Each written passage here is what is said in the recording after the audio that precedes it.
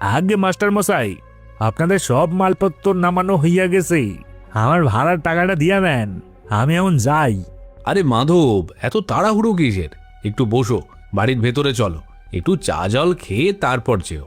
না মাস্টার মশাই, মাফ করবেন, এই বাড়ির চৌকাটে আমি পা রাখুন না। আপনারা শহরে মানুষ, আপনারা থাকেন, আমারে ছাইড়া দেন। চৌকাটে পা রাখবো না মানে? কি হয়েছে এই বাড়িতে? তুমি এমন ভয় পাচ্ছ কেন? আগে দিদিমণি, আমি গরিব মানুষ, গাড়ি চালাইয়া খাই, ওসব বড় বড় কথা আমি কইতে পারম না। শুধু এইটুকুই কই, এই বাড়ি ভালো না। এই নাও তোমার টাকা, তুমি এসো। মাধব টাকাটা হাতে নিয়েই 1 সেকেন্ডও না দাঁড়িয়ে গাড়ি চালিয়ে ঊর্ধ্বশ্বাসে পালিয়ে যায়। ধুর, যত সব গাঁইয়া কুসংস্কার, পুরনো বাড়ি দেখলেই এরা ভূত প্রেতের গল্প বানিয়ে ফেলে। লোকটা এমন অদ্ভুত কথা বলে গেল কেন সুজয়? বাড়িটা ভালো নয় মানে কি? তুমি বাড়ি ভাড়া নেওয়ার আগে ভালো করে খোঁজ নিয়েছিলে তো? আরে রাখো তো তোমার খোঁজা, গ্রামের মানুষ এরকমই হয়, হয়তো আগে কেউ ভয় টয় পেয়েছে শেয়াল বা পেঁচা দেখে, ব্যাস অমনি রটিয়ে দিয়েছে বাড়িটা ভালো না। আরে তুমি এসব একদম মাথায় নেবে না। এমন সময় বাড়ির ভেতর থেকে একজন পোড়ো লোক জগদীশ ধীর পায়ে বেরিয়ে আসে। নমস্কার মাস্টার মশাই, নমস্কার দিদিমণি, আমি জগদীশ। এই বাড়ির দেখভালের দায়িত্ব আমার ওপর। আপনাদের আসার খবর আমি আগে পেয়েছিলাম, তাই ঘরদোর সব পরিষ্কার করে রেখেছি। যাক, বাঁচালে জগদীশদা।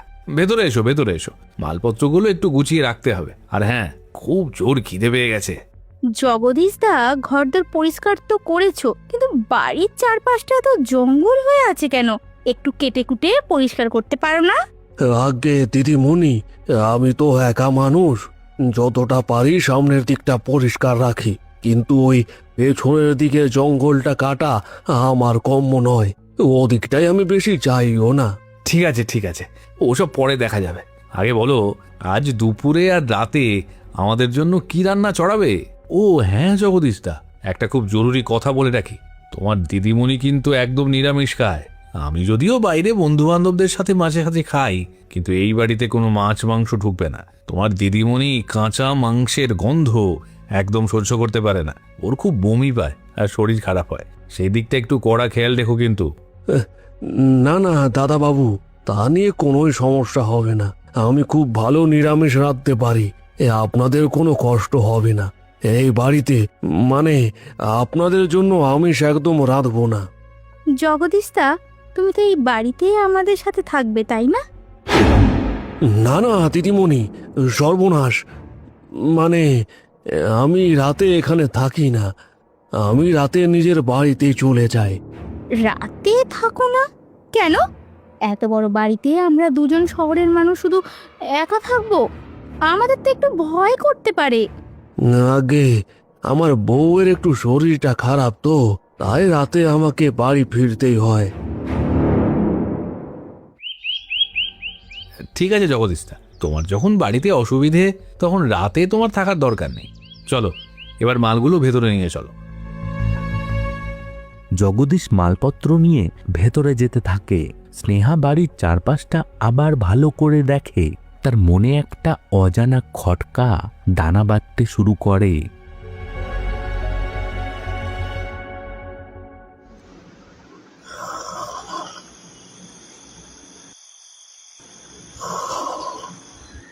সন্ধ্যাবেলা সুজয় আর স্নেহা চা খাচ্ছে।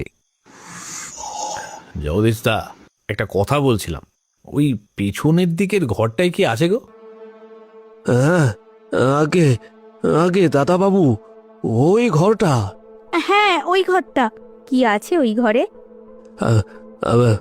আগে দিদিমণি, ওই ওই ঘরটাতে মানে বাড়ির পুরনো সব বাতিল জিনিসপত্র, ভাঙা খাট চেয়ার এই সব থাকে, আর কিছু না। বাতিল জিনিসপত্র? কিন্তু ঘরটার বাইরে এত নোংরা কেন? আমি নিজের চোখে দেখলাম কিছু হাড়গোড় পড়ে আছে। তুমি ওই দিকটা পরিষ্কার করো না কেন?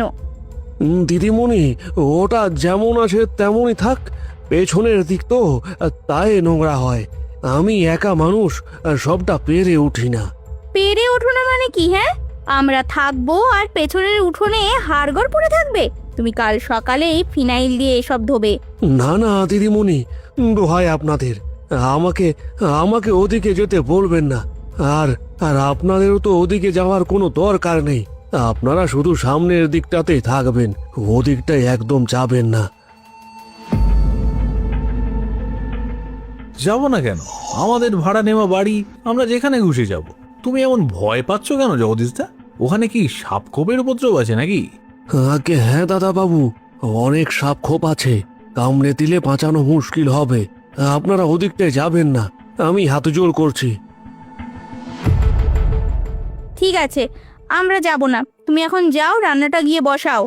জগদীশ মাথা নিচু করে রান্নাঘরের দিকে চলে যায়। রাত তখন প্রায় 2:30। চারিদিক নিস্তব্ধ। সুজয় আর স্নেহা যে ঘরটায় শুয়েছে তার পশ্চিম দিকের জানলাটা খুললেই বাড়ির পেছনের সেই জঙ্গল আর পুরনো ঘরটা দেখা যায়। কিসের আওয়াজ ওটা? ঠিক যেন হাড় চিবোচ্ছে কেউ। আওয়াজটা তো বাড়ির পেছনের জঙ্গল থেকে আসছে। দেখি তো কে ওখানে। স্নেহা জানলার কপাটটা একটু ফাঁক করে বাইরের দিকে তাকায়। জ্যোৎস্নার আলোয় সে যা দেখে তাতে তার রক্ত হিম হয়ে যায়।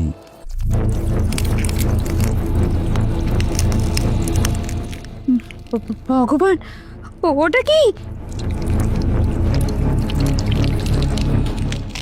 ওটা মানুষ নয়, মানুষ নয়। ওমা! সুজয়, সুজয় ওঠো, তাড়াতাড়ি ওঠো। কি হলো? কি হয়েছে স্নেহা? অমন চিৎকার করছো কেন মাঝরাতে? সুজয়, সুজয়, পেছনের ঘরটা, ওই ঘরটায় একটা ভয়ঙ্কর কিছু আছে। আমি নিজের চোখে দেখলাম, ওটা মাংস খাচ্ছে। ভয়ঙ্কর কিছু মানে? চোর ডাকাত? তুমি কি স্বপ্ন দেখলে নাকি? না, স্বপ্ন নয়, এটা কোনো মানুষ নয়। মস্ত বড় কালো কি একটা যেন দরজার বাইরে রাখা একটা মাটির থালা থেকে কাঁচা মাংসের মতো কিছু একটা খাচ্ছিল। আর আর ওর চোখ দুটো একদম টকটকে লাল। আরে বাবা, শান্ত হও, শান্ত হও। তুমি হয়তো ঘুমের ঘোরে কোনো বড় শেয়াল বা নেকড়ে দেখেছো। জঙ্গলের দিকের বাড়ি, এসব শেয়াল টেয়াল তো ঘুরবে হাড়গোড় খাওয়ার লোভে। শেয়াল? সুজয়, শিয়াল দুপায়ে ভর দিয়ে বসে থাকতে পারে না। আর শিয়ালের চোখগুলো অমন আগুনের মতো জ্বলে না। আর সবচেয়ে বড় কথা সুজয়, জঙ্গলে কোনো শেয়ালের জন্য একটা মাটির থালায় সাজিয়ে কে রাতের বেলায় খাবার রেখে আসবে বলো তো? তুমি বলো। থালায় করে? তুমি ঠিক দেখেছো থালা ছিল? হ্যাঁ, আমি স্পষ্ট দেখেছি। জগদীশ দা তো সন্ধ্যায় চলে গেল। তাহলে কি ওই গ্রামের কেউ রাতে লুকিয়ে এই বাড়িতে আসে? ওই ঘরটায় নিশ্চয়ই কিছু একটা লুকিয়ে রাখা আছে। আচ্ছা বাবা, কাল সকালে আমি নিজে গিয়ে দেখবো। এবার তুমি ঘুমাও, রাত অনেক হয়েছে।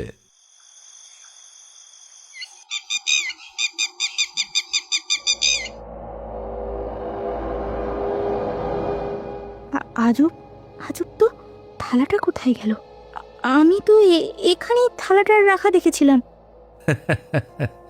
দেখলে তো, এখানে কোনো থালা ফালা নেই। আমি তো আগেই তোমায় বলেছিলাম, তুমি ঘুমের ঘোরে চোখের ভুল দেখেছ। চলো এবার ঘরে চলো। থালা নাই থাক, ঘরটার ভেতরটা আমি দেখবই। স্নেহা সজোরে ধাক্কা দিয়ে কাঠের দরজাটা খোলে। ও বাবা গো, কি বিশ্রী পচা দুর্গন্ধ, পচা মাংসের গন্ধ। ওরে বাবা রে! এই পুরনো জিনিসপত্রে ঘরে এমন পচা গন্ধ কেন হবে বলো তো?